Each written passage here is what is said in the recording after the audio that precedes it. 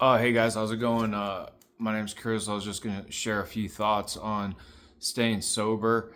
Um, so, a lot of the way to do that is to avoid bad company. Okay, um, people that are out doing that activity. If you don't want to do that activity, you're trying to like stay out of that activity, and then people keep talking about it. Oh, they need to go have a drink, etc., etc., etc. So I was gonna read actually a little clip from the Bible.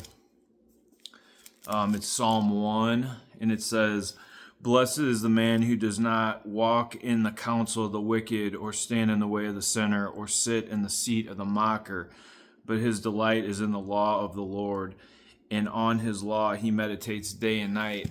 So it says, to not walk in the way of the sinner.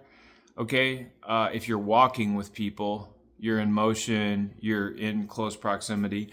That's one. And then two is to stand. Because if you stand, then you've like planted yourself in that environment. You're still mobile because you can walk away. And then it says to sit in the seat of them. So if you sit, you've stopped your motion and you've sat down and planted yourself even deeper by sitting there. Because I've noticed that a lot of drinkers, they sit around and they talk about their drink. Oh, they need another beer. Oh, they love that cocktail. Let's go get some drinks. And it's what's on their lips for conversation. So if you're trying to stay sober, a good way to do that is to not be in that company in general. Now, you're probably not going to be able to avoid it 100%, but I can tell you, I know some people that talk about it and entertain it. They entertain the topic.